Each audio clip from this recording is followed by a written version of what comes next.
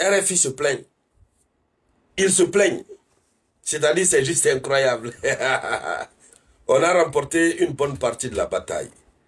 RFI se plaint. Et dans ses lamentations, qu'est-ce que RFI dit? RFI dit, impossible d'aller sur TikTok, ou X, ou Facebook, sans tomber sur une vidéo de soutien au capitaine Ibrahim Traoré. Des centaines de vidéos visionnées plus d'1 million de fois. Dames et messieurs, cette lutte que nous sommes en train de mener, chacun mène sa lutte à sa manière en fonction de ses petits moyens, mais c'est en train de porter fruit. La RFI se plaint, elle se lamente.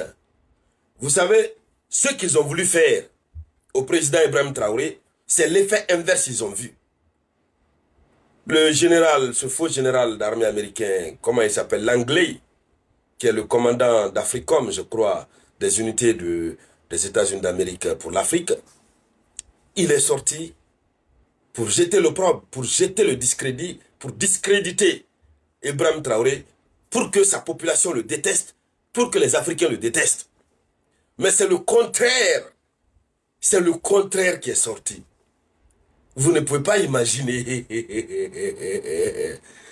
Ils ont bien organisé ça. Il faudrait qu'ils disent que Ibrahim Traoré bouffe l'argent de l'or du Burkina pour que les Burkinabés soient frustrés, qu'ils commencent à détester leur chef d'État, pour que les Africains voient Ibrahim Traoré autrement. Mais au contraire, cela a entraîné c'est-à-dire une vague de soutien indéfectible au capitaine Ibrahim Traoré, jusqu'à ce qu'eux-mêmes ils sont étonnés. Ils sont surpris. Ils ne savent pas qu'est-ce qui est à la base de ça. Et ce qui leur surprend le plus, c'est que ce ne sont pas des Africains francophones seulement qui soutiennent Ibrahim Traoré. C'est-à-dire parmi les soutiens d'Ibrahim Traoré, vous avez plusieurs Américains. Notamment, ils ont ressorti le cas d'un influenceur américain qui est sorti, qui a parlé. C'est-à-dire, quand il a parlé, il les a mis en garde, il a dit, si quoi que ce soit arrive à Ibrahim Traoré, vous allez nous voir sur votre chemin. Et lui, il est américain. Le Tchad annonce son intention de vouloir rejoindre l'AES. Et le Tchad met en garde la France par rapport à ses ambitions de rejoindre l'AES et par rapport à l'AES même en tant que tel. Dames et messieurs, l'heure est d'une importance capitale.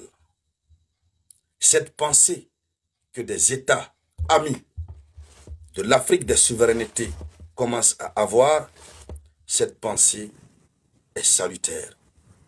L'Afrique des souverainetés est en marche. Alors, l'annonce est faite par l'un des conseillers du président Idriss Déby Itno. Dans le cadre de cette vidéoconférence, c'est de cela que nous allons parler. Mais je vous demande de partager cette vidéoconférence. Partagez-la au maximum.